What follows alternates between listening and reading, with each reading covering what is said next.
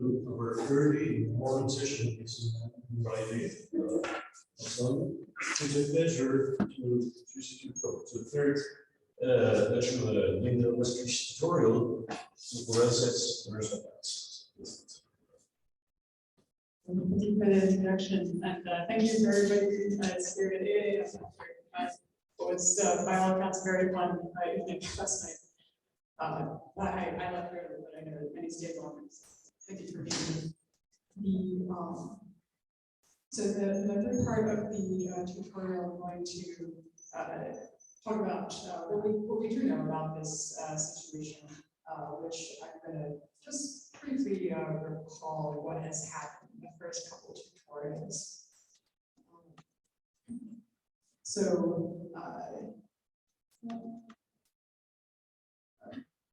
Well, let me do this part first, and then I'll do a summary of what's coming up in this talk.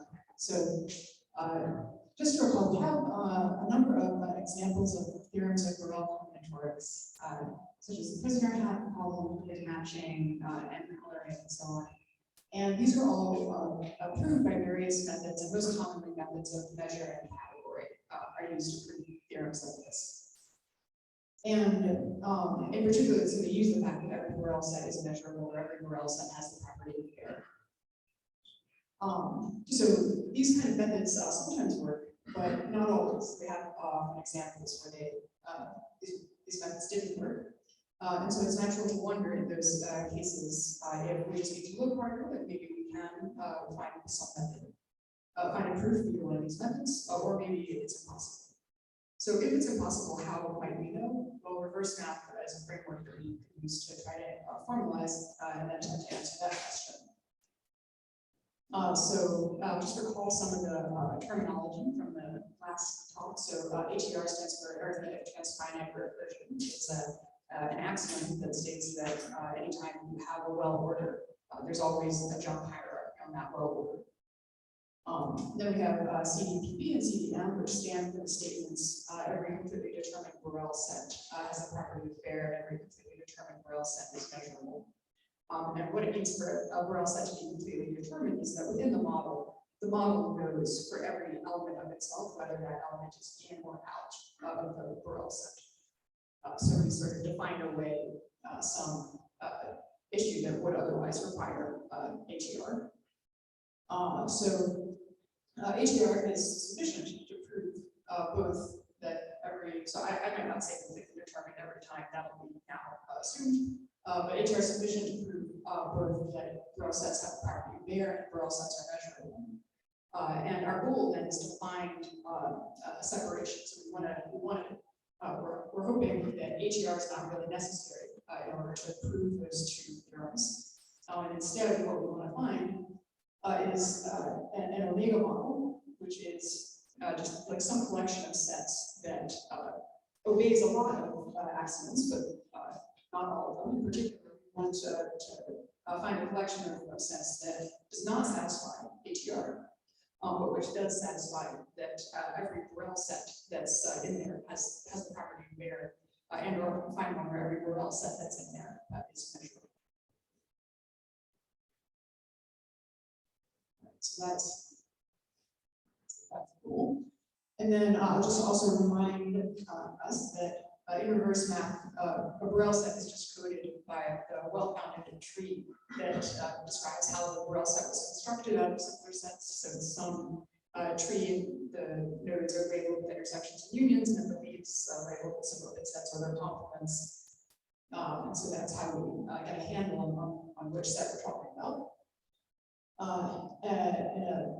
A set is called hyperarithmetic if there is some computable linear order and a jump hierarchy on that linear order, so that if you have a jump hierarchy, you can compute the set. A pseudo-ordinal, I apologize, on my slides last time I wrote pseudo-order for this, but it's pseudo-ordinal. It's a computable linear order that has no hyperarithmetic descending sequence. One important omega model that we're going to be looking at is the omega model type, instead of all hyperarithmetic sets. And so this height, of course, contains all of the jump hierarchies that exist on computable well orders. But nevertheless, this height is not a model of ATR because there are also these pseudo ordinals that they're not actually well orders, but height believes that they are. And so if height were to believe in ATR, height would have to think that there's a jump hierarchy on those guys. But there isn't. Say again. Do you include ordinals in pseudo ordinals? I'm not including ordinals and pseudo ordinals right now, although if I am using that term in a non-standard way, then does it usually include ordinal? No, but your definition. Say again? Your definition does that. Oh, I see. What I mean to say is that it also should be ill-founded. That should be written on the slide, but it's not written there. Okay. All right, so that's the recap of what we've already done. And now what we're going to do today is talk about pseudo-virulence, or what you maybe think they are. We're going to connect the notion that every real set has the property of air, and every real set is measurable with some point-wise measurements of randomness and generosity. As promised, we will indeed be able to separate these principles from ATR, and also show that they are different from each other. So at least when you formalize things in this framework, you find that the two proofs, for example, that Westrick had a problem at the beginning that we discussed, are at least in this framework different proofs. So then the rest of the talk will be about this omega model hype and what happens there. So I won't say more about these right now, but we will talk about them soon.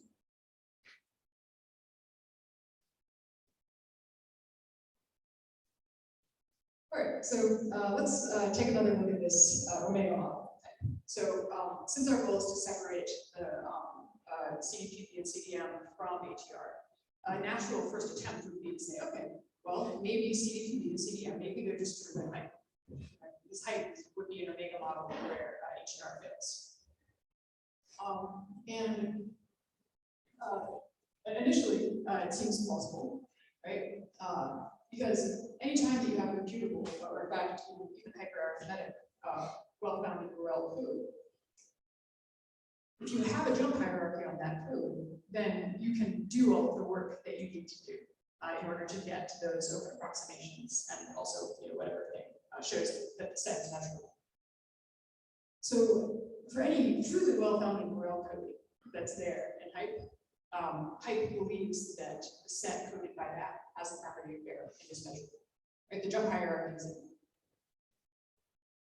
Nevertheless, hype is unfortunately not a model of either one of these statements.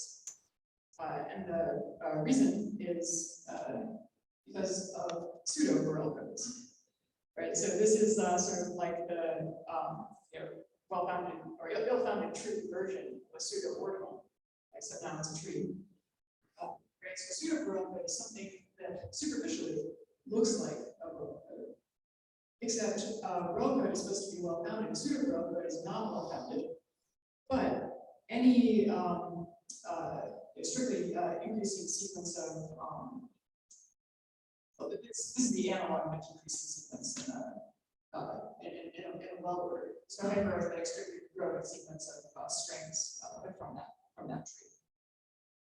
So just like the pseudo ordinals, hype believes that these pseudo RL codes are actually well founded because hype isn't aware of any of the problems with them.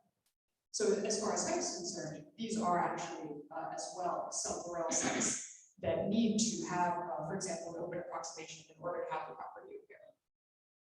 And so, they may or may not have one. Sometimes they do, sometimes they don't. So, okay, what I've written there is technically not correct. You can have a pseudo RL code that has, you can have a pseudo RL code that still has like hyperarithmetic open approximation, but it still will not have a hyperarithmetic jump hierarchy. So the jump hierarchy is sort of this potentially stronger thing than the thing you're actually trying to find. All right, so pseudo-relative will not have a hyperarithmetic jump hierarchy. Now, remember, we do have this some sort of completely determined caveat. So maybe you would hope that these terrible pseudo-relatives just won't matter because maybe we've defined them away, right? Maybe they won't be completely determined.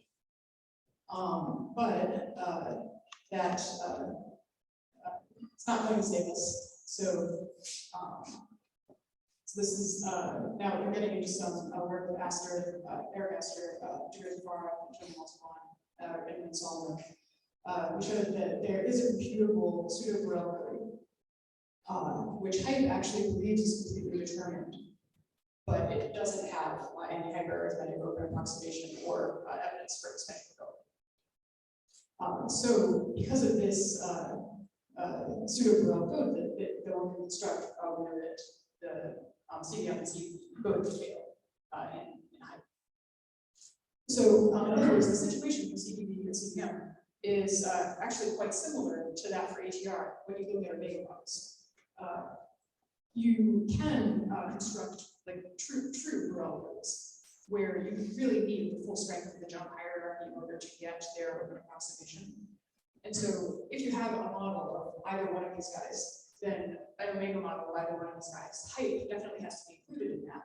But just like with ATR, there will need to be some more stuff added, either to witness that either to get rid of these pseudo-Borel codes by adding some maths to them, or maybe to get rid of them by adding some inputs that are not completely determined, or maybe to get rid of them by actually adding some of the win approximation. But some stuff has to be added to Hype in order to get these guys to.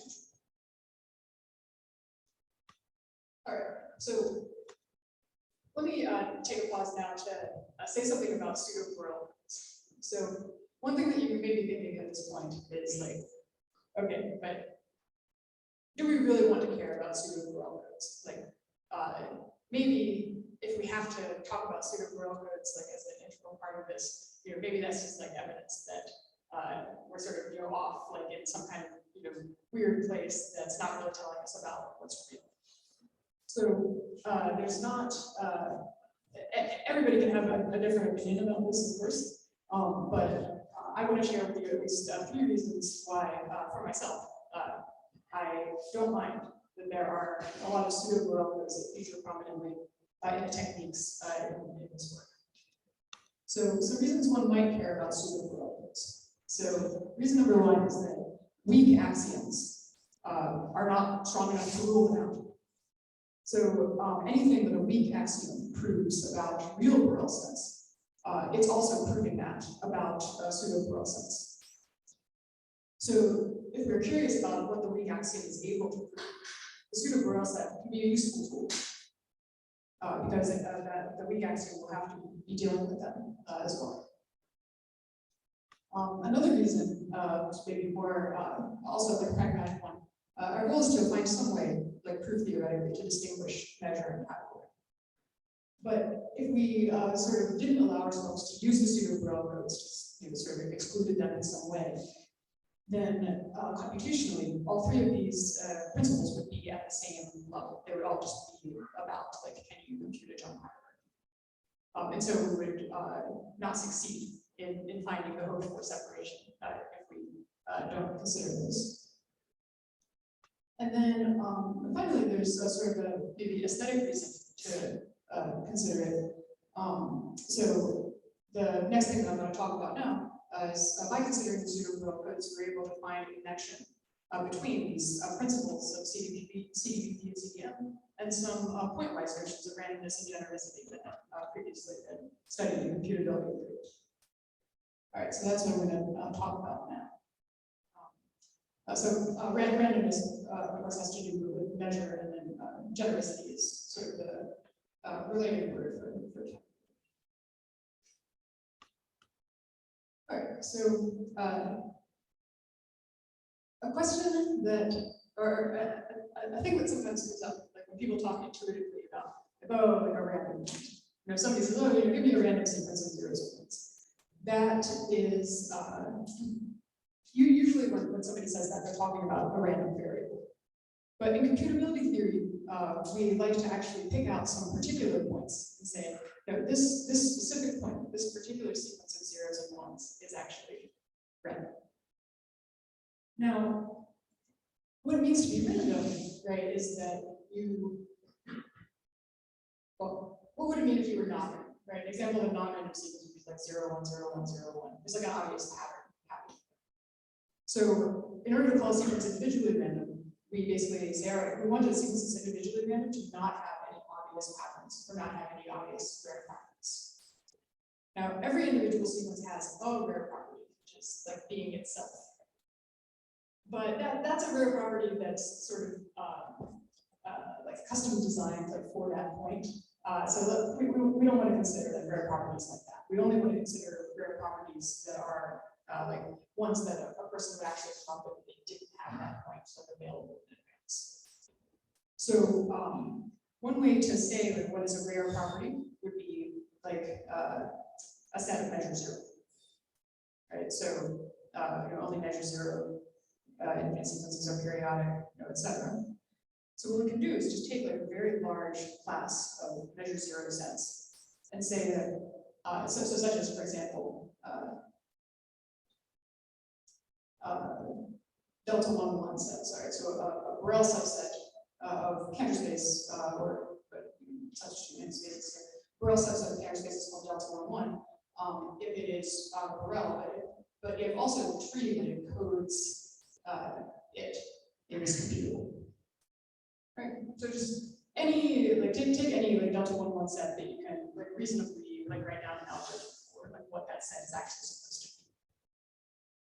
And then look at all of those sets that actually have measure 1. Right? So I was talking about measure 0 earlier, obviously they're ones. So we'll say that an element of an element of Cantor space is called like individually random at the delta 1, 1 level, if that element belongs to every delta 1, 1 set of measure 1. Right, so an individually random point is basically what we're saying. We're going to call this point individually random if any time that measure 1 of the points is doing something that's uniquely described, then our point is going to be doing that thing. And then we have a similar notion for genericity.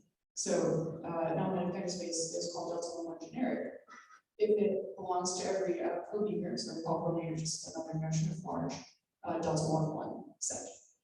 Right, so once again, any time that you have a cometer delta 1, 1 set, whatever most of the things in that set are doing, the random element is doing as well.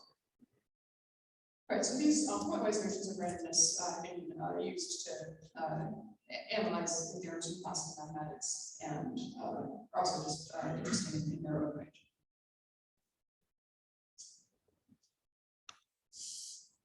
All right, so I mentioned before that any omega model of either of these principles has to be closed under hyperarithmetic reductions, and in particular it has to contain height. Then here I have the other elements written out. We were able to show that anytime that you have, right, so we were asking, okay, we know that height has to be included, but what other kind of stuff has to be in there? And so we're able to show that anytime that you have an omega model of every Borel set is measurable, then within that omega model, anytime any element that omega model has, there has to be some other element in the model that is delta 1, 1 random relative to that original element. And a similar thing for every Borel set has the property of bear. So if you have an omega model, every Borel set has the property of bear, then that omega model, for every element it contains, there also has to be something that is delta 1, 1 generic relative to that element.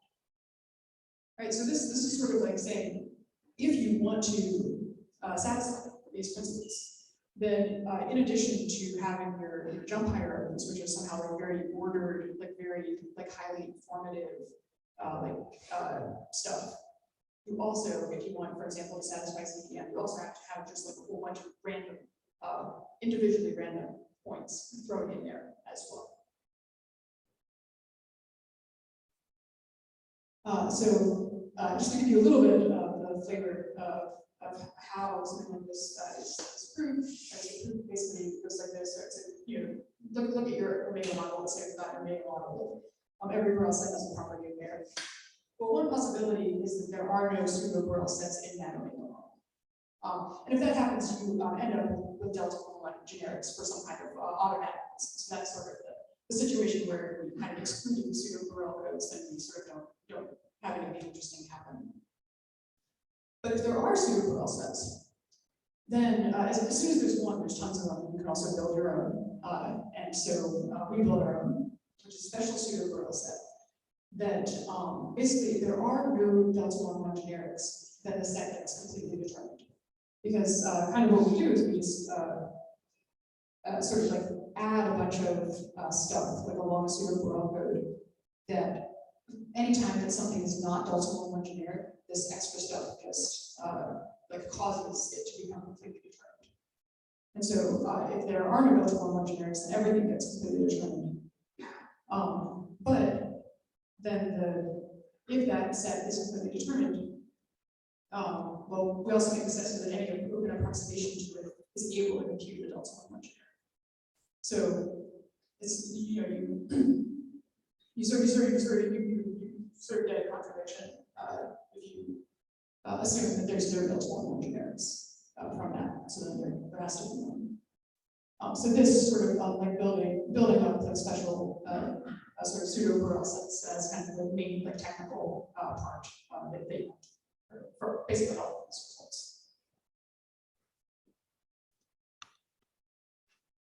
All right, so using some idea like similar to, well, we know that these models are going to have a lot of individually random and individually generic points in them. And using an idea that's like that, we're able to come up with these models where each of these principles holds and ATR is. And in order to get these models, we actually literally do just start with hierarchical sets and then add a whole bunch of generics and add a whole bunch of randoms. We have to add a slightly stronger kind of random point in order to make these results go through.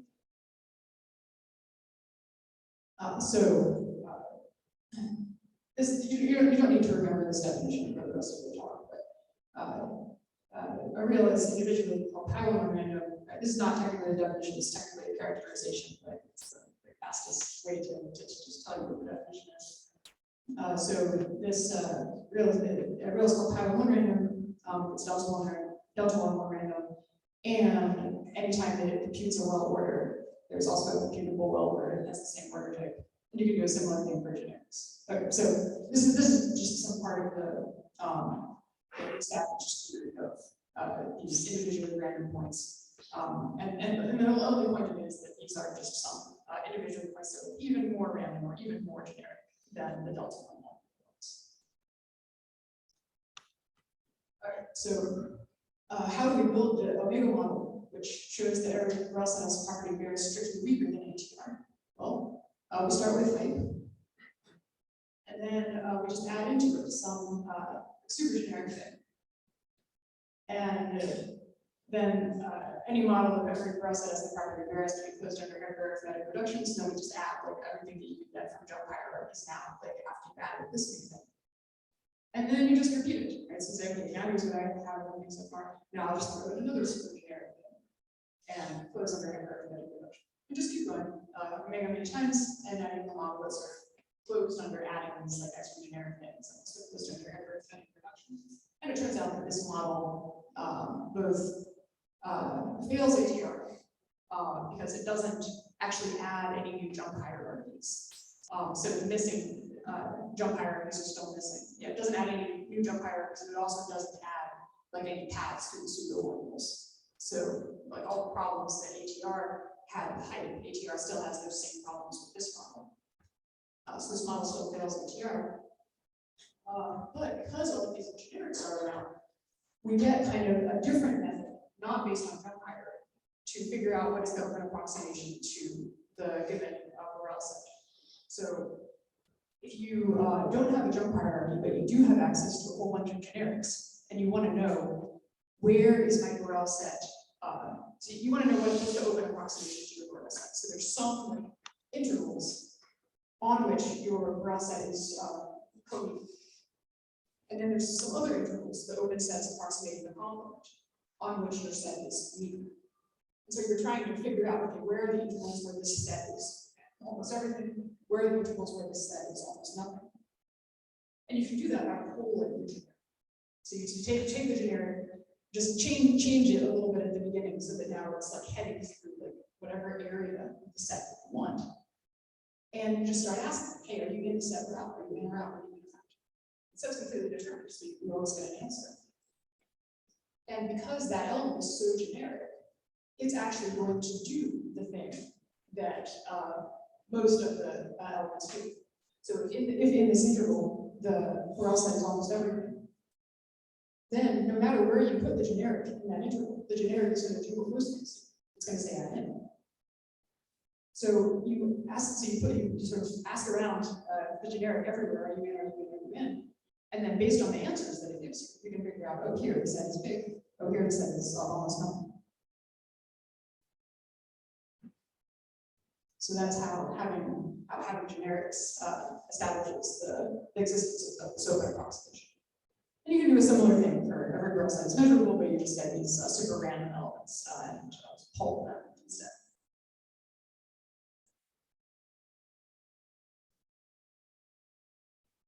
All right, so there's one question that sort of naturally arises with this, which is there's kind of a gap between these two theorems, right? We know that anytime you have an omega model, you always have to have delta 1, 1 generics, which is pretty generic, but not like as generic as possible in the model. But when we actually build a model, we do it with this higher level of generics, which is the sigma 1 generics. And so the question of, okay, can we build it with just delta 1, 1 generics like that? Or on the other hand, like does every omega model actually have to contain this stronger form of generics? And that's something that I don't know, but hopefully we'll figure out at some point. All right, so we've built a model of measure of every Borel set is measurable. That's different from ATR, and another one for property of fair. But maybe the measure. So far, right? You think still, okay, maybe measure and category are still somehow like kind of the same in this framework. But it turns out that they're different, and we can learn that from the some stuff that's already derived from the study of the quite-wise random distributions. So Tom and you have shown a little while back that if you have this super generic element, it's not actually able to hyperarithmetically compute a delta 1, 1 random. So that means that when we were creating this model that every Borel set has a property of fair, we were adding sigma 1 generic, sigma 1 generic, sigma 1 generic. Well, every time we add one of those, we also add a bunch of other stuff by hyperarithmetic computation.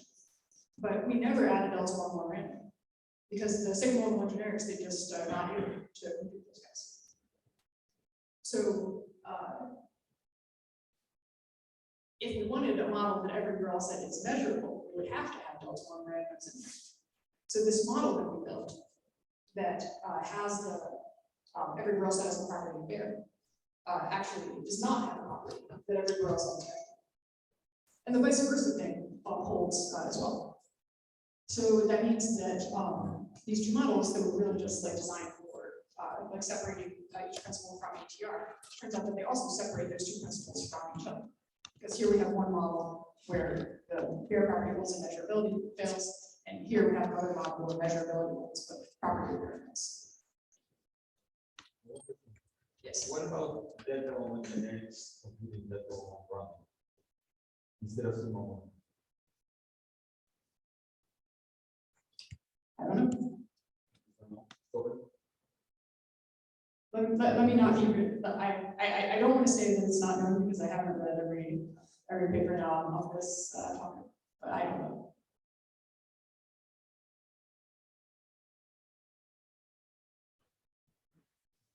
All right. So at least within this framework, we answered the one question. The two proofs are sort of different. So I want to show you here now just like sort of a map of some of the principles that we've talked so far in the reverse map universe. So the stuff on the right is, I'm not going to talk about those, just for information if people already know something about these principles. Basically what we have here is, so the big 5, 1, 2, 3, 4, 5 for reverse map that I mentioned.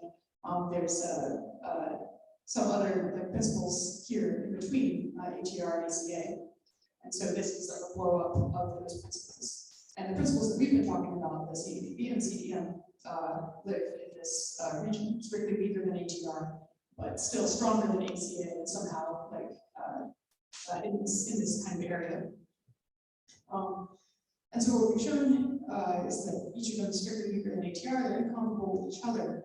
But we know that both of them actually imply that there's no Burrell winning strategy for the prisoners and the prisoner happy. So in this diagram, the double arrows actually means a strict implication. And I have gotten double arrows here because based on the fact that both this method and that method suffice to prove this prisoner hat thing, we know that the prisoner hat thing cannot be equivalent to either of them in the reverse map sense. So it has to be something that's strictly weaker.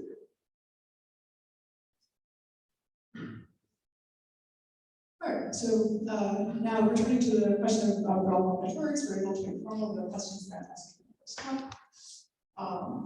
As I mentioned on the previous slide, we know we have some principle that can follow either one of them.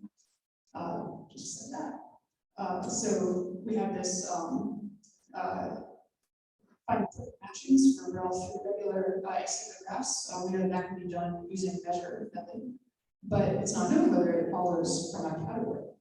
And so one question that's interesting, to me at least, would be whether measure method is actually necessary, in any sense necessary to prove that. And then similarly, we have this other theorem. There's a Burrell 3 regular acyclic graph with no Burrell 3 coloring. And that's a theorem that so far the only known proof is by determinacy. And so now we can ask in a formal way, or does this theorem follow from either one of these reverse map principles? All right, so the questions that are written here, I don't know the answer, so that's an active area of trying to make progress. But a very simple, like, first question that somebody could try to ask about these principles is, well, just for starters, do any of these principles hold in the omega model of height? Right, so if we went into height and found these principles are holding, maybe that would make sense. So you're not going to need to measure in order to prove. Ends up true for other reasons. All right, so let's zoom in on the omega model type and try to figure out what that model believes is going on about all of these theorems of Burrell combinatorics. All right, so this was not the first thing that we did, but once we did it, it sort of opened up everything. So it's really useful to understand what are the sets that height believes are completely determined Burrell. Right, so because you've got, so if height is the entire universe, first of all, we're talking about subsets of height here. And anytime that you have like an actual Burrell set, and you just take its intersection with height, well, that actual Burrell set is going to have a Burrell code, and you can use that to determine like which elements of height we're talking about. That'll always give you a Burrell subset of height. But then in addition, height has all of these pseudo Burrell codes. So height has a bunch of codes for stuff that height thinks is a Burrell set.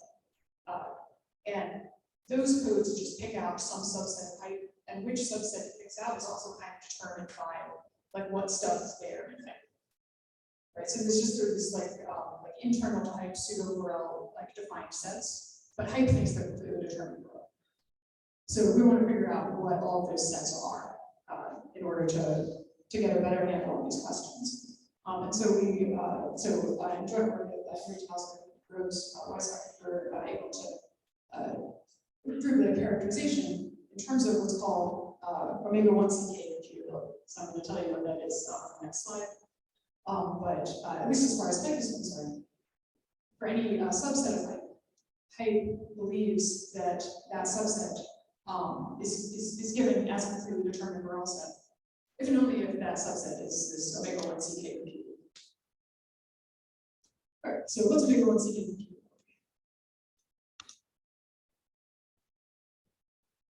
All right, so there are only countably many well orders, as we mentioned before. So there's some limit to how long a computable well order can be. Omega 1 CK is just a name for the least order whose order type is not computable. So omega 1 CK stands for the omega 1 of Church and Pliny. This is an orbital that, in many respects, behaves a lot like omega 1, just because, omega 1, no matter what you do that's countable, you can't get there. Omega 1 CK, no matter what you do that's countable and computable, you can't get there. So there's similarities that turn. All right, and as I mentioned last time, for any smaller orbital, you can make a computable well order of that order type. And we're going to let 0 to the alpha denote the result of taking a jump hierarchy along that orbital. Now you could have different presentations of the same orbital. I'm sweeping a little bit under the rug, but as far as intuition, it's safe to think about it this way. And you can also do the same in a relativized way. So if you start with any element of Cantor space, you can also, when you take your jump hierarchy, just always throw that x in there, and I'll also let the x compute the well order, and then you can get something like take alpha many jumps, so that's set x.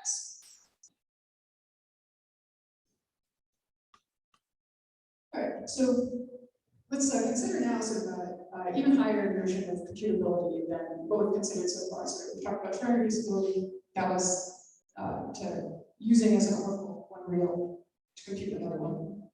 There was hyperkinetic reducibility, that was using as an oracle one real to compute another one, but you could sort of be much more powerful.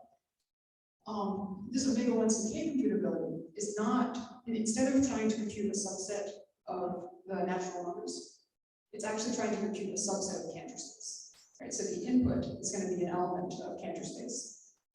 And then this sort of very higher algorithm is going to try to determine, it's going to try to say yes or no about that element of Cantor space. And so the way that this algorithm does that is say, okay, imagine that we have an oracle machine. So this is just a regular algorithm, but it has a place where you could plug in an oracle to it. You can plug it in, so the algorithm has, like in the course of the algorithm, various calls to the oracle, but if you plug in different oracles, then different things will happen. So with this oracle machine, it takes the oracle's input, and then depending on the oracle, it will just do whatever it does, right? Put it on fire, it will call and output something. Right, so imagine that you have some machine that's like that. So we'll say that an element of pipe is omega 1 CK computable. So, excuse me, not an element, but a subset of pipe is omega 1 CK computable, means that there is some procedure like that. So that for every element of pipe, if you start taking more and more and more and more and more jumps of that element, and feed that as the input, like into this gamma. Right, so let gamma try on x, let gamma try on x jump, let gamma try on x jump, etc. Gamma is going to be trying on all of these, but there may come a point where gamma actually decides to converge on one of those guys. And we'll say that a subset is omega 1 CK computable if for every x in pipe, you actually do get some number of jumps high enough to cause this thing to converge. And also the answer that whatever it converges to tells you whether or not x was in or out of the set. So you can sort of think about it like maybe like over some ordinal amount of time, you're learning more and more and more and more information about x. So you learn about x, then you learn about its multiple and so on. And eventually all of that information that somehow allows you to figure out whether x is in or out of the set in question. So this is the kind of computation that corresponds to whether height is going to believe that a set is completely determined. So because of this, you can get sort of a lot of funny things happening in height. For example, a thing that's false in the real world. So in the real world, you cannot, in a Borel way, make a well ordering of the reals. Well, Cantor space is pretty much the same thing as the reals. So in real life, you cannot make a Borel well ordering of the elements of Cantor space. And what I mean by a Borel ordering is, if you represent a linear order just as a subset of the space across itself, then the linear order is called Borel, just like this subset is Borel.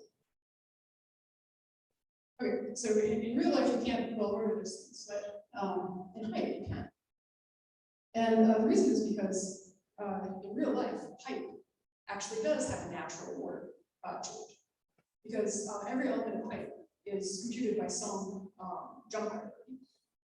And so you can put them in order by saying, all right, how much jump hierarchy do you need in order to compute a given element of height? Right, so if you can compute height like without anything at all, those will be like the smallest ones. Compute from the whole set or something the next bigger. And then, of course, there's infinitely many in each of those categories, but within those categories, you can also order those by saying, all right, well, if it's computable, is it computable by the first algorithm, the second algorithm, the third algorithm? So you just make a lexicographic order based on that. So in real life, height has a natural well order on it. And that well order that I just described is an omega 1 CK computable well order. And the reason is because if you have a pair XY, so here is repeated again. The definition of this order. So if you have a pair XY and you want to know whether X is less than Y, then if you start taking jumps of the pair XY, jump, you're also getting, as a part of that, you're learning about the whole set, like zero jumps, zero double, etc. And you're also learning about that relation between the however many jumps of 0 and X and Y. And eventually, if you jump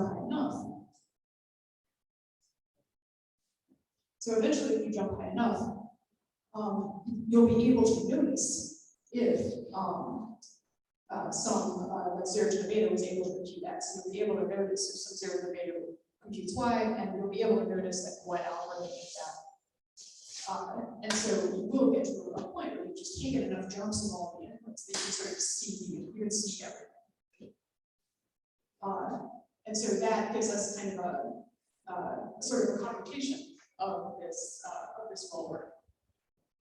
So what that means is that in height things are going to be pretty weird, because in height something is true in a Borel way that is not true regularly, which is height believes that there is a Borel well ordering of the reals. Right. And if this proof might lie a little fast, don't worry about it. You don't need it now. All right. So let me go back to all of these theorems of Borel combinatorics and what happens with them in the real world. Well, in the real world, using the axiom of choice, the prisoners do have a very non-Borel strategy for winning in that game. Right? I never told you what it was, because it's still a good puzzle, but they have. Also, using the axiom of choice, as we already discussed, every acyclic graph has a two-coloring and perfect matching. I didn't really talk about the dual random theorem, so I'll continue to not talk about it for those that happen to know about it. Make it fail using choice as well. And in using the axiom of choice, also you can have a well ordering, non-Borel. You can have a well ordering of the roots. So all of these facts that the axiom of choice gives us in the real world are end up being true in the Borel context, according to the perspective of height. And not only true, but actually true via kind of the same proofs. Because of the fact that height believes this weird thing, believes that every believes that there is a Borel well ordering of the reals, then height can use that Borel well ordering of the reals to kind of carry out all of these arguments. Now there end up being some kind of technical details that you have to think about beyond what would happen with the axiom of choice. But somehow the outline of the argument goes the same way.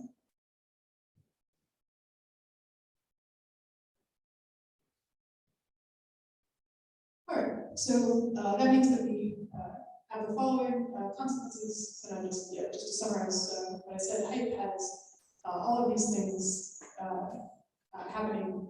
So all of the combinatorial theorems fail. Right? So then that means now that we have sort of some hope that maybe some of these combinatorial theorems could like require measure, or maybe require category, or maybe just we can try to figure out what they require, possibly beyond some hyperarithmetic stuff.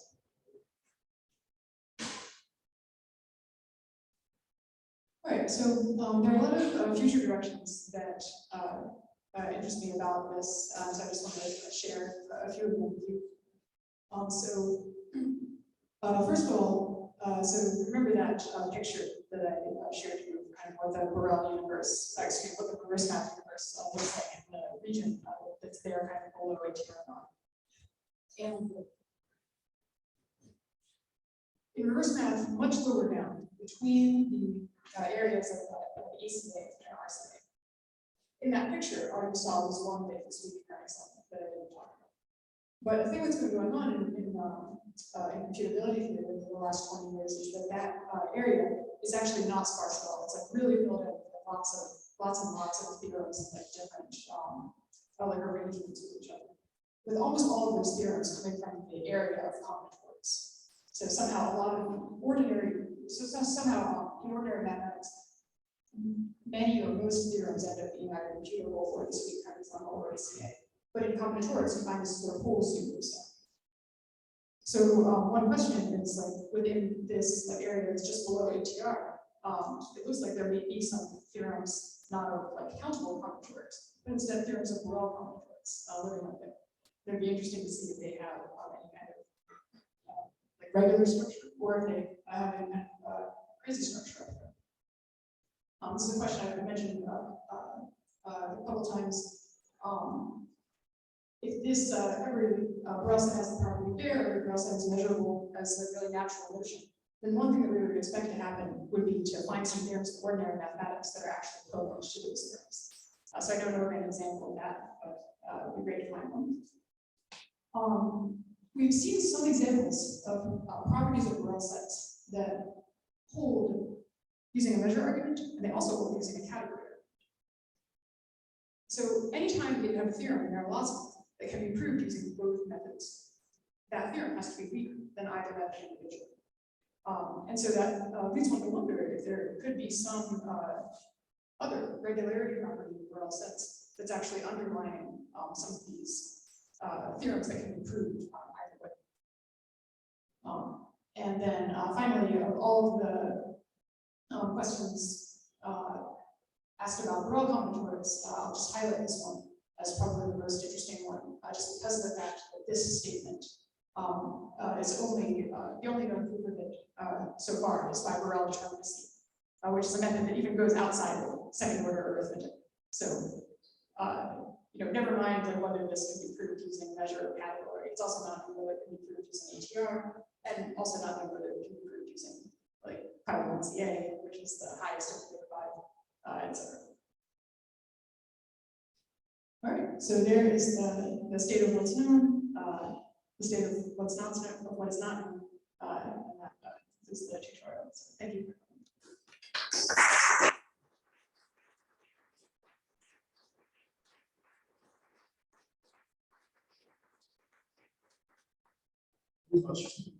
Here's some time for some questions.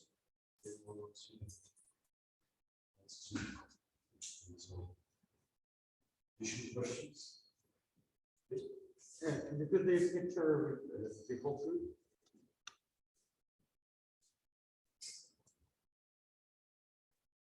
So these two bare property measure that you could separate. Could it still be that everything below them is basically proven by both of them? I mean, everything is strictly below them. Yeah, I don't know. I don't know one way or the other about that, but I think maybe I would say it feels unlikely because usually in reverse math there just tends to be, once you get into the combinatorics, just sort of lots and lots of stuff around. But I don't know. Okay.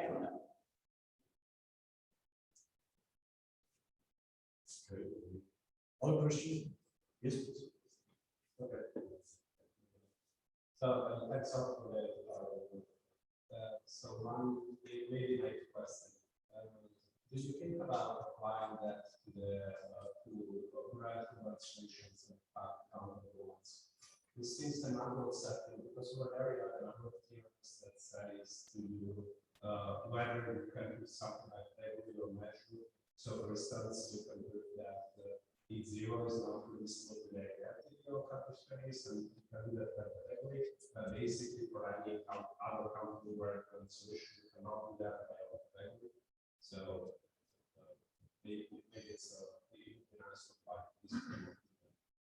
Yeah, that's a very interesting direction that I haven't done very much like in that, but absolutely.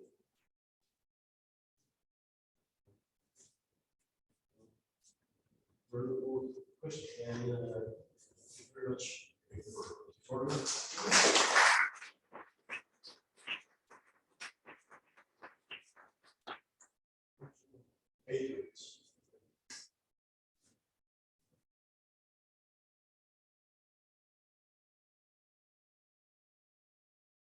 answers here. Just because for us, we're bridging the interaction between model theory and presentation theory of others. So, okay. I just want to make sure everyone in the back can hear me okay. Maybe where's the microphone? Do I need that, the microphone? I think so. Are you sure? Yes. I'm okay. I'm going to go with Silvan's opinion on this one. Okay, anyways, I can use the microphone, but people in the back of the blue shirts, can you hear me? Okay, so Daria, you have this. Okay, let me know in a couple of minutes, then I'll use the microphone. Okay, try to keep my voice.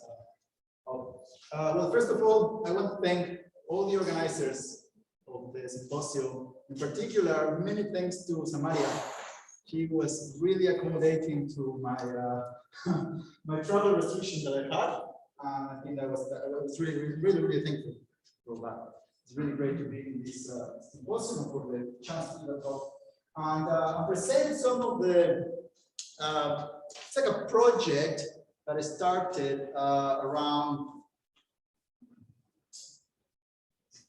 8 years ago, something around 8 years ago, that it started with some questions that some algebraists, someone asked us about a particular problem, which we thought it would be easy, and then it wasn't. Then, of course, they had something else in mind with a kind of representation theory of algebras flavor, and then it sort of developed into a whole project. And so by now, 7, 8 years later, we do have some results around that. We still have some problems. So the plan for today is kind of give an overview of what is this area of representation theory, which we can say something using tools from model theory, logic. Right. So the first half of the talk is sort of just give a very gentle introduction to this representation theory program, which is more specifically called the Dix-Mu-Moglan equivalence. Okay. And then after that, I just give a very quick reminder, because I don't really need much of the theory of differentially closed fields. So this is the model theoretic setup that we use. And then just recall some notions, in particular internality and analyzability, and say how we can use them to answer some questions. Sometimes we answer positively, sometimes we answer them negatively, but there is something we can say using these things. Of course, at any point, if you have a question, you can just, you don't have to raise your hand, just ask away. All right? Okay, this is the plan, more or less. Right, so conventions throughout the talk is that for me, K is a field of characteristic 0. Whenever I say algebra, right, I mean an associative algebra, which is unital, right, as a unit. Okay. Also, my algebras, which I will denote by A most of the time, are also going to be Noetherian and finitely generated as K algebras. But I don't always assume that they are commutative, okay, unless I explicitly say so. Let A be commutative. Otherwise, no, otherwise it's just associative algebra which I'm assuming to be two-sided Noetherian. This is probably non-commutative. And I need to assume Noetherian and finite generated, because in the non-commutative setup, finite generation does not imply Noetherian, right? Okay, and then the other terminology that I will use is what I call an affine K-algebra. It's a very natural thing to do. It's just an algebra which is now commutative, finite generated, and also a domain. So the terminology of affine comes from algebraic geometry, right? So like an affine is a coordinate ring of an affine algebraic variety. That's where the affine comes from. But that's just commutative, finite generated, and the domain. Okay. So the conventions throughout the talk. Hope everyone is more or less okay with that. If not, let me know. Otherwise, let's get to it. Okay. Now, as I said, this is my attempt to give a gentle introduction to this Dix-Moore-Moglan equivalence, this Dix-Moore-Moglan program. We'll see if it's successful or not. So I will start in the commutative case, and then I will move on to the non-commutative case. Okay, so suppose we start with an algebra A, which is commutative, actually affine.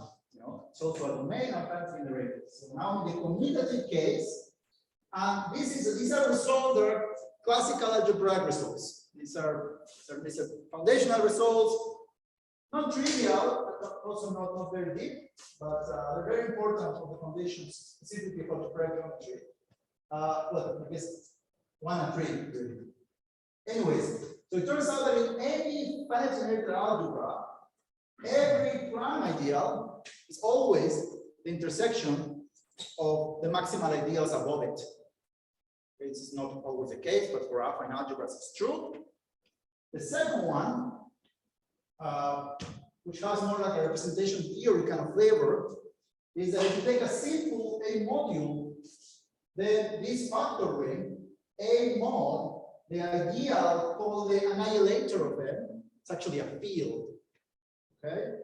And recall that the annihilator are those elements in the algebra A which annihilate every M in the module. Okay?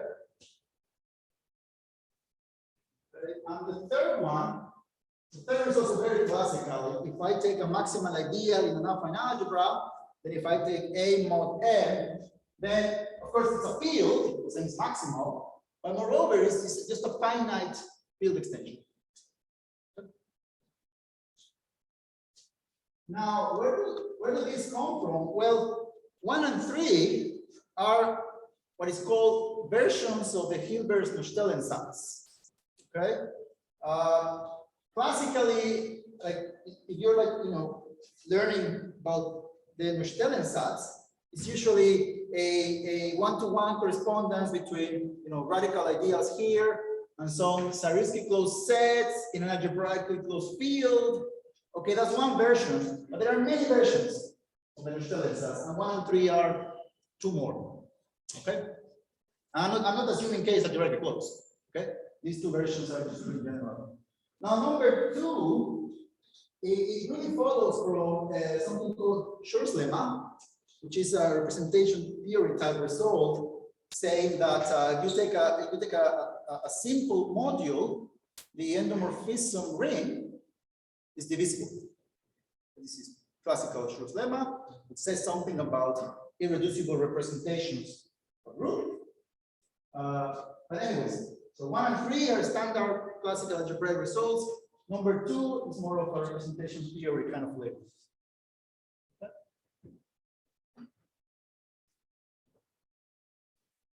Right. Now, these 3 results, they have kind of interesting consequences. Okay. And I want to talk about these consequences. So consequence of number 1, right? I'm assuming still that A is affine. Okay. Recall that the spectrum of A is just the space of all prime ideals, right? Okay. Definition: a prime ideal is called locally closed if, whenever I take all the Q's prime ideals strictly above P, and I intersect them, I don't get down to P, right? I get something which is bigger than P. And that's locally closed. It's a definition locally closed. Okay. Well, it follows from number one almost right away that you satisfy this locally closeness property if and only P was maximal, right? I mean, if you think about it, so number one said that every prime ideal is the intersection of the maximal ones living above it, right? So if P was not maximal, then you could just take the maximals one above it, and of course intersection will be P, saying that it's not locally closed. So you really have to be maximal, okay, to be locally closed in an affine algebra. Okay? So it's just a way, as I say there, it's a way of characterizing maximality in a topological manner. And why is it topological? It's because even though the definition, that's the definition I took of locally closed, it's equivalent to being a locally closed point in the topological sense in the spectrum with the Zariski topology. Okay? The spectrum says topology, and there's a notion from topology called locally closed. It means that there's an open set in which you are closed, locally closed. You're locally closed. Anyways, so it's a way to characterize maximality in topological terms. Okay. Consequence of number two. Right. So again, I take up another definition. I take a prime ideal, and the prime ideal is called primitive. This is a standard notion from representation theory. If the prime ideal is the annihilator of a simple module. Okay, that's it. Those are what I call the primitive ideals. Okay, and then a corollary from two, again, almost straight away. Actually, so this one is actually straight away. That you're primitive if only you're maximal, because number two told me that A mod P was a field. So if you're a field, then the ideal must be maximal. So anyways, this gives us, right, another characterization of being maximal, but now the flavor is not topological, it's kind of a representation theory kind of flavor, right? These primitive ideals, right? Okay, another way of characterizing maximality, but with a different flavor. And indeed, I mean, one of the goals in representation theory, whether it's of groups or algebras, is to classify the reducible representations, namely the simple modules, right? You want to understand the simple A modules. Okay. Okay, and lastly, oh, sorry. What is the consequence of number three? Well, here's another definition. I take a prime ideal and I say that the prime ideal is rational if whenever I take A mod P, right, A mod P, then this extension is an algebraic extension. Okay. Right? Okay, sorry. Algebraic extension of the base field K. Remember that for me, A is a K algebra. So A contains copy of K. And so I ask that A mod P is an algebraic extension. And a corollary of three right away is that, again, maximal is not only rational. So now this characterizes maximality in sort of algebraic terms. Okay, just a third way to characterize maximality, but now in an algebraic fashion. Okay, and so what happens when A is an affine algebra is that these notions, locally closed, primitive, rational, they all coincide, and it's just being maximal. Okay, now that's in the commutative setup. That's what happens. Now, what about when A is non-commutative? These three notions, how they look like? Do they coincide? Do they coincide with maximal? Are they always different? Maybe one implies the other, right? So this is basically what I'm going to talk about for the next 15 minutes. Okay, like what can we say about the connections between these three notions when A is non-commutative?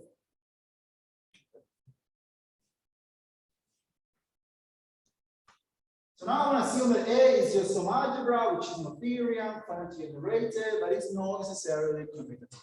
Okay. Now the notions of locally closed, primitive, and rational, I define them, right, when A was affine, right? But locally closed is just the same thing. A prime ideal and a non-commutative algebra locally closed if again you are a locally closed point in the spectrum. Exactly the same definition. Okay. The other definition was primitive. That one is exactly the same. You're primitive if you are the annihilator of a simple left A module. I have to say left, right? Because A is not necessarily commutative. But it's the same one. Now, rationality, that one is more subtle. To define when a prime ideal is rational, you can't just take, A mod P being algebraic, right? Because A is non-commutative, so A mod P is non-commutative, so okay, what it's not really taking that to be algebraic over K. You have to do a construction. You have to take A mod P, which is a prime Noetherian ring, and therefore by Golgi's theorem, the total ring of quotient is a simple Artinian ring, and therefore by writing Wedderborn is a matrix ring over it's a matrix algebra over the division ring. You take the center of that, and that center you ask to be algebraic. Anyways, it's more subtle, requires a bit more to do more a further construction, but there is a natural way to define rationality in an analogous way. Okay, and so we have these three notions now, non-commutative setup. Okay, what is the approach of Dixmian-Moglan is that classifying irreducible representation is in general very hard, almost impossible. But instead of trying to do that, instead of trying to classify simple modules, so instead of trying to classify simple A modules, you just look for the annihilators. I'm trying to classify the annihilators. Okay, and that gives you some information about the actual modules, but you just look at the annihilators. Okay, and of course you can ask the question like, why is that helpful if when trying to find primitive ones, I'm looking for annihilators of simple modules. So it sounds like I actually need to find simple modules, right? I need to find simple modules to find these primitive things. So that doesn't seem very helpful. So I still need to go outside of A, finding these simple modules. Omar. Yes. For intuition, why is classifying irreducible representation naive? So in general, just finding what are the type of modules. I mean, this happens also in representation theory of groups, right? Yeah, exactly. Just finding. Why is it hard? So this is, in this case, you mean? Like you say, it's a very difficult task. Why? I mean, it's because I don't think we actually know how to classify them. No, there's a way of measuring that it's very difficult because they have these kind of objects. So I mean, I think the point is that there are very unknown simple modules. I mean, this depends on the algebra A, right? But for an arbitrary algebra, it's just really hard to say exactly which ones are the simple ones. So I think it's just, in general, there's just no classification for an arbitrary algebra A. It's just like I have a specific algebra, and I want to understand simple modules with some properties, and then those ones, you might have some classification of those, but I'm not aware of like a full classification to say, okay, the simple are the modulus such stuff, blah, blah, blah, in some nice way. But even with particular A's, I wouldn't be able to tell you like, oh, for this A's it works, for this A it doesn't. I'm not really that knowledgeable about this bit. But I know that in general, the problem for arbitrary A, it's just not classifiable. Okay. Hold on, let's answer the question. I just have some small, if I may, follow up on the descriptive set theory has been used to judge the difficulties, which is quite successful in several different contexts. Okay. So if this is of interest, perhaps it might be something to judge the complexity. Descriptive set represents this as some sort of Corner space of equivalence. Okay. And then judge, you see that it's complete in some context. Then you really have to do it. Okay. I've never seen that approach before, but yeah, that sounds. Say that again. What? Rosenthal. Okay. Thanks. Yes, I said in particular cases, I don't know exactly what happens. The algebra is not complete. Right, but so that's the classifying problem. On the other hand, this approach says that, okay, instead of trying to do that, let's try to classify the primitive ideas. Try to classify primitive ideas. And if you want to understand them, as I was saying before, like maybe you don't want to go to find all these simple modulos and the annihilators. Maybe there's a way to identify them inside a way that you don't have to go outside of A to find them. You're looking inside of A, and inside of A, maybe I want to identify them without going outside. And the point is this, that can we characterize them in some topological way inside of A, maybe some other algebraic way, again, that happens inside of A, without having to find the simple module. Okay. Now, in the primitive setup, all these notions of primitive and locally closed rational just coincide with maximal. So in that case, you don't have to go outside. It's just maximal, right? But when the algebra is not commutative, they don't coincide with maximal, and in general, they don't coincide.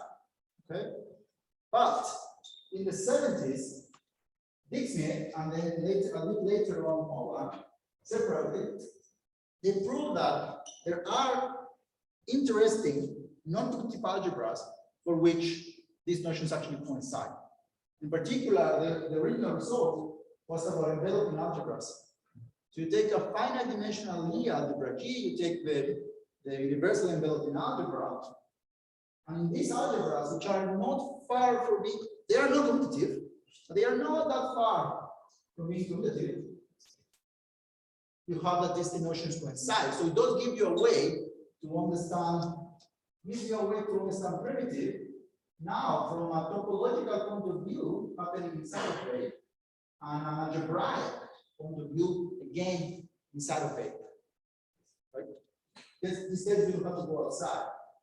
But this is all this, I mean, originally it was also called enveloping algebra, and then the whole program started with the question, well, okay, for which algebras this happens?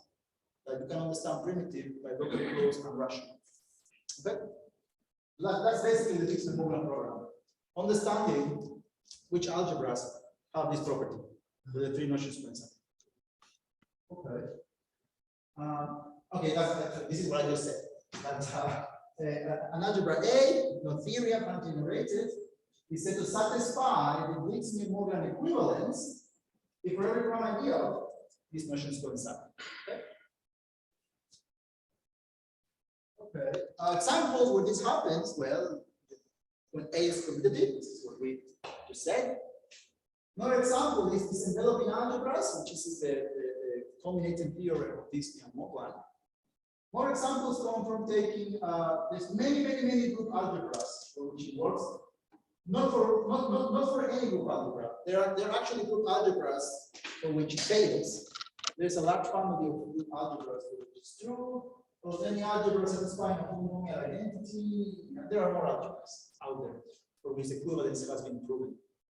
Okay, but it has also been asked for many other algebras. And that's kind of the program. You know, some interesting algebras trying to understand this Dixon-Morgan equivalence. Okay. So the contribution that we did several years ago was to give examples of algebras which do not satisfy it, and also algebras which do satisfy it. And that's what I'm going to talk in the second half. I do have, Samaria, I do have 15 minutes. Oh, sorry, I'm sure this is ready. 15 minutes.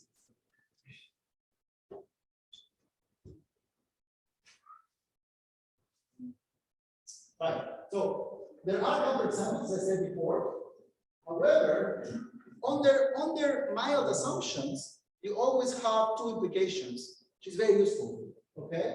So what's the mild assumption? So there is this notion of an algebra satisfying the non-commutative Rushtel-Elsas, which if you've seen it, great. If you haven't, then just assume that the base field K is uncountable. Or just take it to be the complex numbers, and then it satisfies the interest. Okay, so just stick with K being uncountable, and you're good. In that case, then you have simplifications always. Okay, and so the real problem is when the right hand side implies the left hand side. Rational implying locally closed. So basically, the whole program is trying to find the algebras for which this implication happens. Okay, so from now on, I'm going to forget about primitive. I'm going to be asking the question whether rational implies locally closed. Okay. So that's that. That's the introduction to the Dix-Min-Moglan program. Now I'm going to move on to the model. Well, I'm going to talk a little bit about differential algebras and then move to the model theory that we used. Okay, so we know that when A is commutative, then all these notions coincide with maximal, and therefore this algebra satisfies the DME. It's the Dix-Min-Moglan equivalence. But now you can ask kind of the same question when A is commutative, but it has additional structure. And then you look at a smaller class of ideals with respect to this structure. So I'm going to explain that now. There are two cases of interest when you add more structure. One is that where you have differential algebras, and the other one is where you have Poisson algebras. So I'm just going to quickly talk about the two cases. The first one is when you have a differential algebra. So you have an algebra which is affine, and it comes equipped with this operator, which is called a derivation, and it's scale linear, in the sense that any element in K comes out, so it's K linear. It's additive, and satisfies the Leibniz rule, the one from calculus, and that's it. It's an operator with these three properties. Okay, and that's what when I say differential K algebra, I mean this. An algebra equipped with such a delta. Okay, so now instead of looking at all the prime ideals, the whole spectrum, you restrict yourself to a sub-collection of ideals, those ones that are closed under delta, right? An ideal is called differential ideal if whenever I apply delta to it, I am still inside the ideal, but it's closed under delta. So now you look at that sub-collection. So now spec delta is the space of prime differential ideals, right? So it's a subspace of the whole spectrum. You can just induce a topology, so topological space. And so now the notion of, you can define differentially locally closed. So now it's not locally closed, it's differential, because now you're looking at the family of differential ideals. And it's just, the natural thing to do. Something is differential locally closed if whenever I take the collection of differential prime ideals strictly above P, and I intersect that, I don't get P. Just like before, but with differential prime ideals. Okay. And now you can look at, instead of rational, you have a differential rational. So what do you do in that case? Well, before we were just taking a P, but now you take a fraction field of that. And then this guy comes equipped naturally with a derivation again. So if A has a derivation, B is a differential ideal, this whole thing has a natural derivation on it, well, you take a kernel. You take a kernel of delta. Once you take the kernel of delta, you ask that kernel to be algebraic over K. And it's a natural way to define differentially rational. Okay? We have this notion, differentially closed, differentially rational. So it's a natural thing to do to extend the notions of locally closed and rational. Okay. Now, even though this algebra is commutative, the notions of differential locally closed and differentially rational, they don't coincide with maximal, right? So I changed the collection of prime ideals. Unless of course the delta I started with was just a trivial zero derivation, then I'm just back again to the previous setup. But if delta is a non-trivial operator, then in general, this doesn't coincide with maximality. So I do get some different notions here, right? In general, right? Well, in principle, I guess, in principle. And so now you say that the differential algebra satisfies differential DME, if differential irrational implies differential equivalent closed. And of course, at this point, you can ask the question, right? Is this always true? In the commutative setup, everything agrees with maximal, so it's done. But here, even though the algebra is commutative, you're changing your system of ideals. So maybe this direction is not always true. Okay? And we use some basic results from model theory to apply to this context. More coming soon, I mean like in 3 or 4 slides later. But I can tell you now that the answer is actually no. This direction is not always true. It's not always true, but if you make an assumption, then something happens. Okay, but it's not generally true. Any questions? It's more or less okay. It's now differential, locally closed, differential rational, right? Okay, so just keep in mind, I'm really changing the system of ideals, so it's a different question than taking the whole ideals. Okay, but okay, that was the case of interest 1. Now, case of interest 2 was Poisson algebras. Okay, now maybe I go to the definition in case people have not seen this. So, what is a Poisson algebra? Again, I'm taking an affine algebra, but now instead of equipping it with this operator delta, I equip it with this map. It's a k by linear map, which is skew symmetric, right? Skew symmetric. Satisfies the usual Jacobi identity, like for the algebras, right? But the special thing, which is very useful for us, is that once you fix the first entry there, fix this entry, so now this literally becomes an operator. Then it becomes a derivation. This is the definition of a Poisson algebra. Okay. Now I should say that the Dix-Montmoreland problem for Poisson algebras was considered before the differential case, because Poisson algebras are strongly connected with non-commutative algebras. Okay, there's a lot of non-commutative algebras in which you can associate a certain graded object, which are Poisson algebras. So people doing Dix-Montmoreland for non-commutative algebras naturally study its Poisson version. Differential version can later. Okay, of course, one can naturally, I won't do it, you can imagine how it goes, and you can formulate notions of Poisson locally closed, Poisson rational, right? You just simply look at the prime Poisson ideals and just repeat the construction for the differential case, but now in the Poisson setup. And then you can say, and then you say that the algebra satisfies the Poisson DME if Poisson rational implies Poisson locally closed, right? Just the same thing. It's the same story every time. Okay, and now, of course, just as before, you can ask the question, is that implication? So is every Poisson algebra, affine Poisson algebra, has Poisson DME? And as I said, people in this program, they considered this question a while ago. It was in 2003 by Kate Brown and Ian Gordon.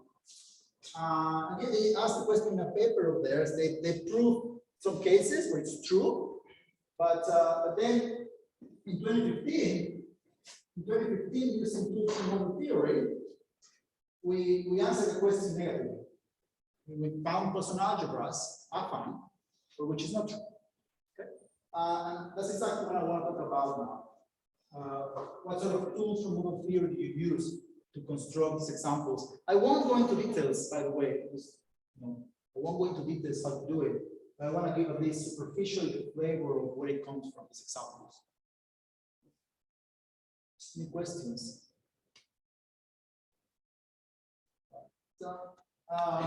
Okay, so now what are the models available to us that we use? Okay, so now I'm going to move, as I said at the beginning, very briefly, talk about differential. Yes, I'm listening. Yes. So maybe using the case one, case 2 here. You also have the relation, none of them are the skew symmetric. Maybe your methods you agree, of course, you be that's. I mean, the relation here is in the sense of, Yes, so this is the main building process. The fact that these brackets satisfy this property, this is the main building process. The Jacobi for us is really not important. So actually you can make all of this work without Jacobi. Everything works without Jacobi. And in fact, it also works without QC. But yeah, so basically it works for something that's called bidifferential algebras. Okay, it works with bidifferential algebras. But this is the setup that people in algebra look at. They look at Poisson algebras. Yes, this is the key. Okay, so now just to recall this first order theory of differential enclosed fields, what it is okay, you take differential fields. With differential fields, you mean what I said before, right? Like derivation of fields.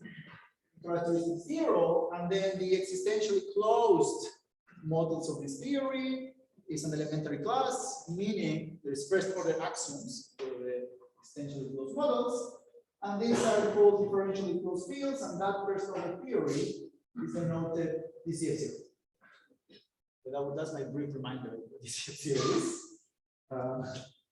Okay, but the nice thing is that this theory it's somewhat very tame, has very nice properties. So it's a complete theory, has quantified elimination in the language of differential rings.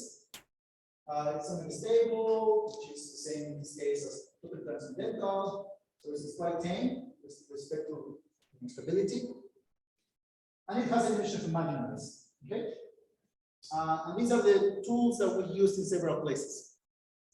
Okay. I won't talk to what this is. You're saying that there are multiplicative properties that you can use to prove some things. Okay, that's all I'll say. Okay. Here are like 2 or 3 definitions from model theory that we need. So please bear with me while I go through these definitions. Okay. So I'm just gonna work inside a model of DCF, which is pretty big, pretty monster. U delta, the constants of the kernel of delta are denoted by C. It's a constants of U with respect to delta. And I'm going to assume that my field K is a field of constants. It's inside the constants. Okay. There's some basic notions from stability, well, general theory. If you take a complete type over K, then the type is called isolated. If it is just an isolated point with respect to the topology, the stone topology, the type space. So it's just a topological isolated, right? It means that I always forget which one it is. A point is isolated if that point is an open set. Right? The point is an open set. I always mixed up with closed.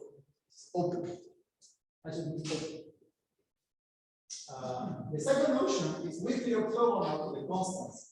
Right, so that C should be a calligraphic C. Anyways, P is with orthogonal to the constants if for every tuple realizing P, this happens. Now, what does this mean? It just means that, I should tell you, this denotes the smallest differential field containing K and A. The smallest differential field containing K and A. Okay? And what this is saying is that in this field, I have no new constants. See that in this differential field, I have no new constants except the one coming already from K. And that's why I need to be with orthogonal to the constants. Now, why am I mentioning these things? Why is this relevant to the previous slides? Well, it turns out that when you think of type being isolated, it's just the same thing as the zero ideal being differentially locally closed in the smallest differential ring containing A over here. So from now on, we can think of isolated as some differential locally closed idea. This is the connection between kind of a model-theoretic notion and a purely algebraic notion. And second, that this model-theoretic notion of being with orthogonal to the constants is just equivalent to now the zero ideal being differentially rational. So the questions in the differential DME, you can just translate it to asking when weak orthogonality implies isolation. When does this implies isolation? Okay? purely model theoretic terms. And we can say something about this. We can definitely say something about this. Okay. Just from basic tools model theory. And that's my next slide. Okay. So, coming from work around what is called the Zilber's dichotomy, okay, in DCF0. So, you know, understanding, you know, minimal non-locally modular types, right? From that work, one can produce a type. One can produce a type which is weakly orthogonal but not isolated, right? So this tells us that's exactly that. And we don't have the implication we wanted. So this tells us that from this we can construct, or translate this to, we can actually find algebras in which you don't have differential DME, because it means that I have something which is differentially rational but not differentially locally closed. So as I said, I don't want to go into details how these sort of types are constructed, but if you've ever seen this kind of thing, it comes from taking a minimal, actually non-trivial locally modular type. That's where it comes from. Non-trivial locally modular type. That's where they come from. Okay? But if you've not seen this, I don't want to say anything else. If you have, that's where they come from. Okay, now we have these counterexamples in the differential setup. One can just take these examples and from them construct counterexamples in the Poisson setup. So the first corollary is that from those examples you can build now affine Poisson algebras that do not satisfy the Poisson DME, answering the question from 2003. Okay. Moreover, you can also do constructions from a differential algebra. There's this natural construction called the Ore extension. Some people call it the ring of linear differential operators. There's many names for this. And it's a natural construction from a differential algebra to a non-commutative algebra. And if this doesn't have differential DME, then this non-commutative algebra, it doesn't have the classical DME. So we also give examples of things that do not have the classical DME.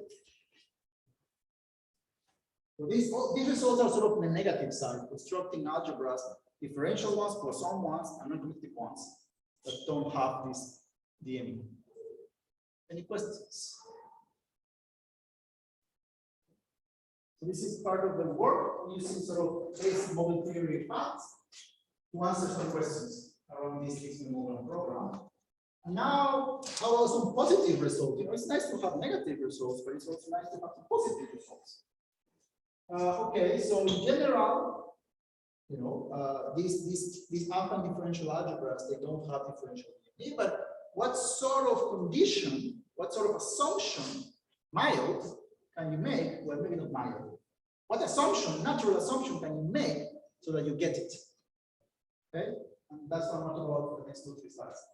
So again, working in differentially closed fields, there's this notion, model theoretic notion, that a type is internal to the constants, it's internals, if you can find some definable set containing realizations and a definable surjective map F from some power of the constants to y. So I can completely cover y from the constants with this definable function. It's a notion of internality. Okay, and then you can leave this proposition as an exercise, you know, to a listening student, that once you have an internal type, then you get this implication, that weak orthogonality to the constants implies isolation, which is just saying that somehow differential rational implies differential locally closed in the presence of internality.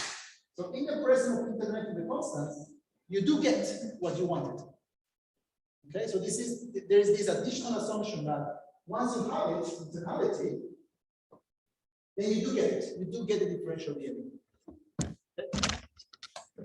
Now, this result actually extends a little bit to this notion of internality, you can iterate it. You can do this iteration of internality. It's called, formally it's called analyzability. Okay? But I'm going to skip the definition. It's there, but I'm going to skip it. So it's just, you just sort of iterate internality finitely many times. This is what is called analyzable type. And analyzability is enough to get the differential. So analyzability is enough. Okay. So now you have this extra assumption that if you have it, then you have the differential DME. But of course, the first things you can ask me, okay, but are there any interesting examples of analyzable things, right? And of course, there are lots, actually.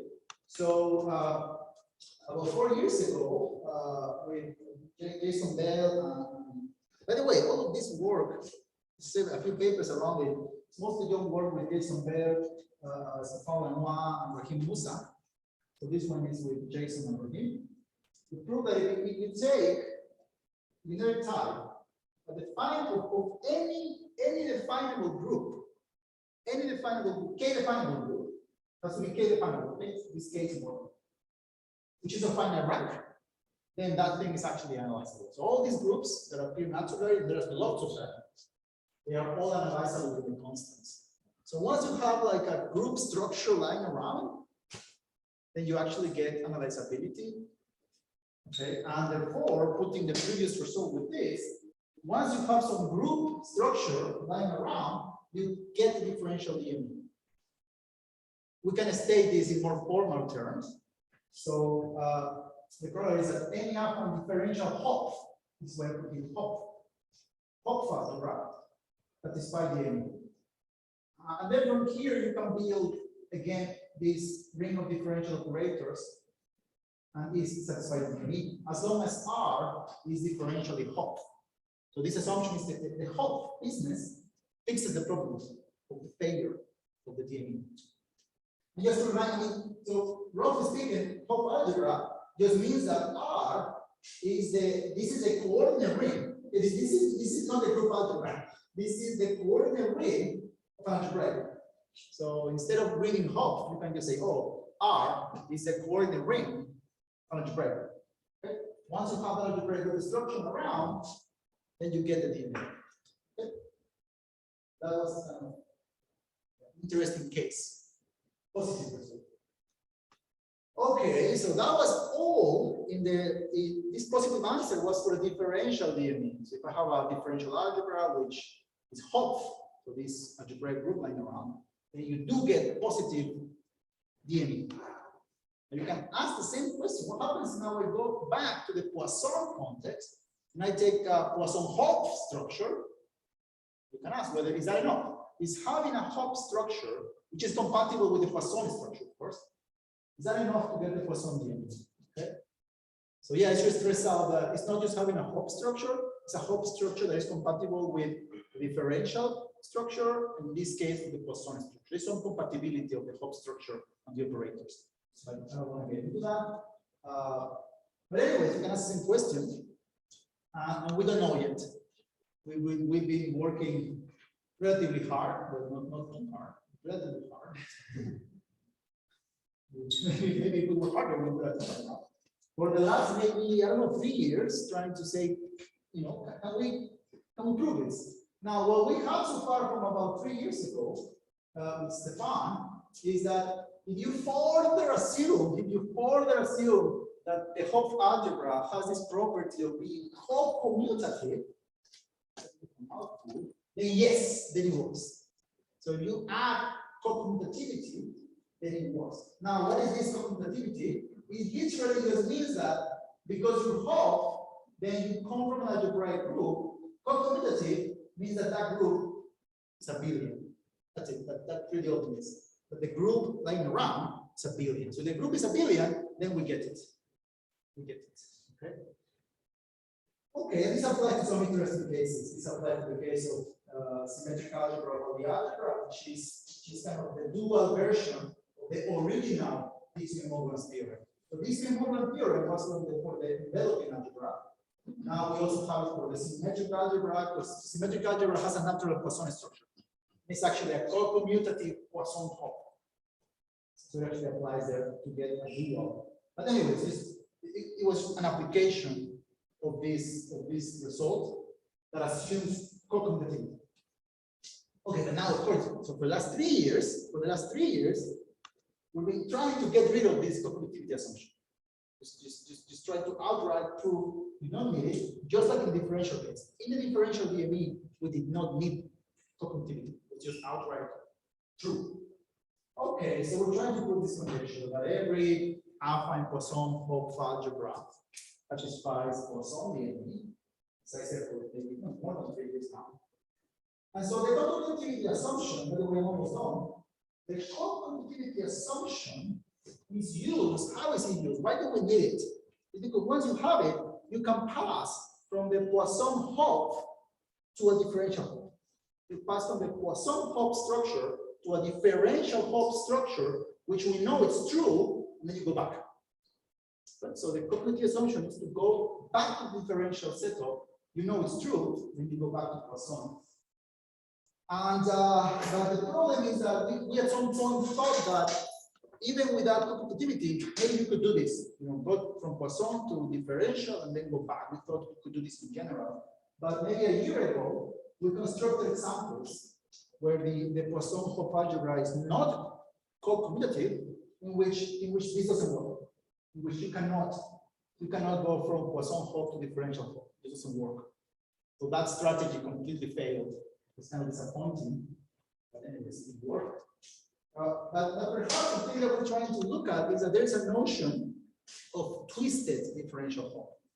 And maybe, this is a bit of I shouldn't be conjecture, it's really a question, but whether maybe from a Poisson-Hopf you can go to a twisted differential Hopf, but just from some recent work, we feel like this is false again, but we haven't been able to check all details, but this also seems to be false. But anyways, we're not sure about this one. Anyways, lastly, the very last slide is to go back to the classical DME, to the classical non-commutative set. The previous conjecture on this Poisson-Hopf business, it's really motivated from another conjecture, which is about non-commutative algebras. So this conjecture from about 8 years ago that says that if you have a Noetherian multinuclear algebra, if A is a Hopf algebra, notice that now A is non-commutative there's no structure. There's no delta, there's no Poisson, it's just an algebra. Okay? So, but if it has a Hopf structure and it has something called finite Gell-van dimension, which just think about it as cruel dimension. It's just a cruel dimension. Then the conjecture is that those ones actually satisfy the DME. So the differential Hopf version, we know is true. That's what we had before. The Poisson-Hopf version, we don't know yet, only if the algebra is commutative, which in this setup, Bell and León also proved that this actually works with the extra assumption of commutative. Actually, this motivated us to make this assumption. And but this is still wide open, it's very difficult. We were looking at the Poisson version because if the Poisson version is true, then this gives us, for some reason, strong evidence that this might actually be true, but this is just much harder. All right, this is it. Thank you so much.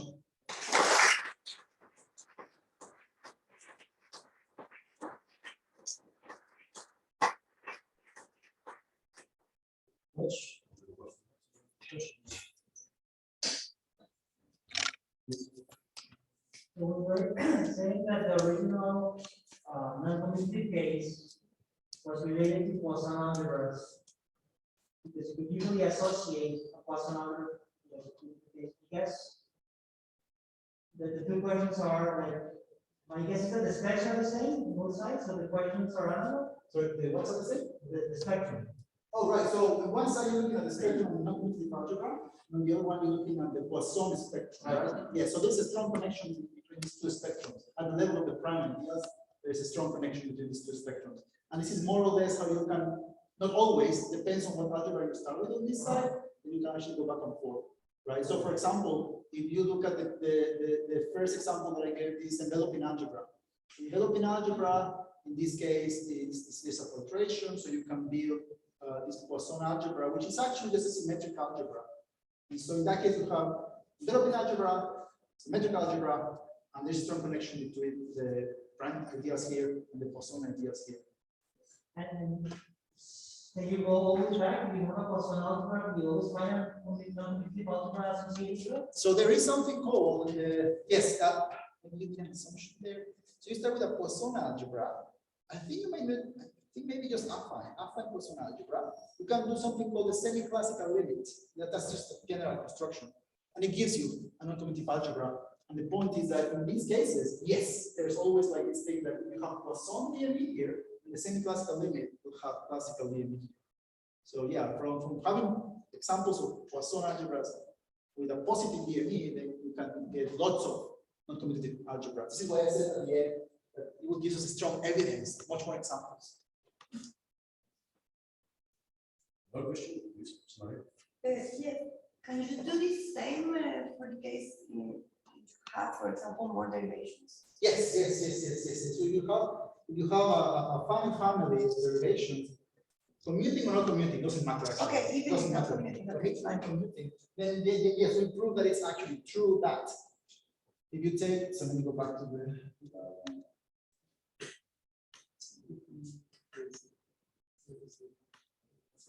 so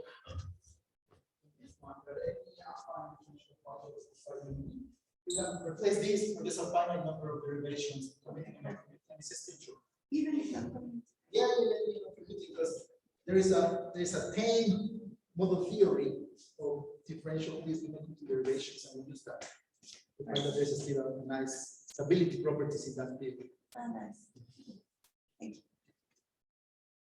you. One question. I guess, I mean, if you go back to the definition where you were defining like derivation fields and Poisson algebra, right? If you can do the same for fields with an homomorphism, right? With the different fields. Will be much, I mean, what will be the molecular difference between the two cases and how we consider the other case? So the difference case has been considered not by model theory, just by the breaks, right? And in general, the different DME doesn't work in general, right? You can give examples. But again, if you make certain assumptions in the difference algebra, you have improvement. So there's a lot of work around this, all these algebraic dynamics. You take, like, remember correctly, you take a projective algebraic storage space, equipped with an automorphism, right? And then using results from dynamics. This connects a lot with the work of Tom and Alice, actually. And in those cases, they prove the different DME. But in other cases, very close, they say, like, we don't know. And actually, if I remember correctly, if the DME is true in these other cases, it actually says something about some conjectures of commonality in different cases. So yes, there's people looking at it, not from the model theory point that I know of, but there's positive and negative results in different cases as well that connects with this the great dynamics.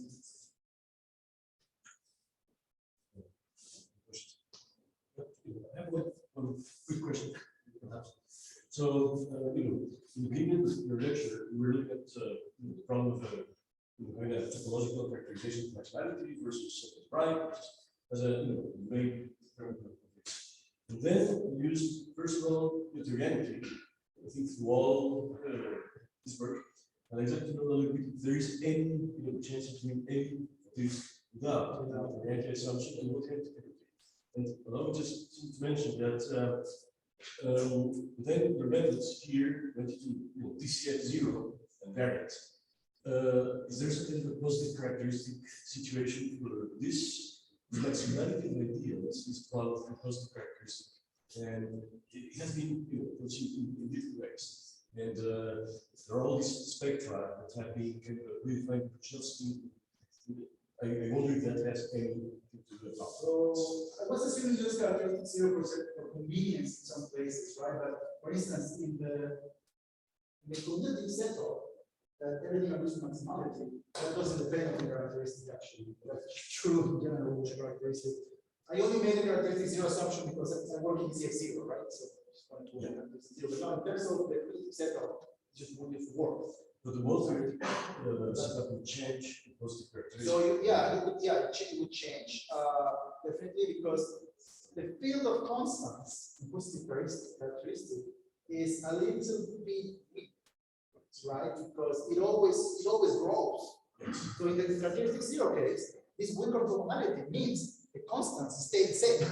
But in positive characteristic, whenever you go to an extension, constants always grow. So it's very difficult to define what is differentially rational and things like that.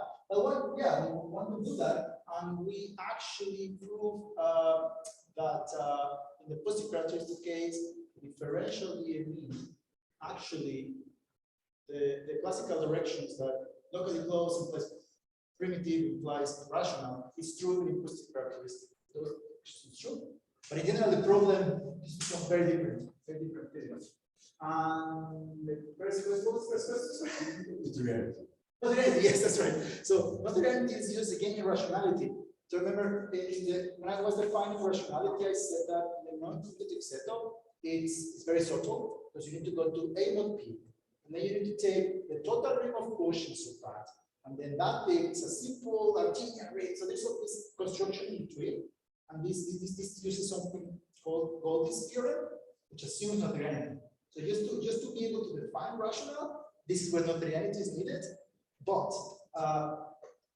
you can get away without materiality if you know that you have, for example, like an algebra in which it's like the algebra is given by some system of Noetherian rings. So you sort of do it, you have this directed system of Noetherian rings, and then in that case you can do it. So for example, say you take a differential algebra, which is not finite generated as an algebra, but it is finite generated as a differential algebra. In that case, you do get a Noetherian system and everything works. So there are cases where you can make it work, but in general, this is where it's used materiality. Thank you very much. So, with this,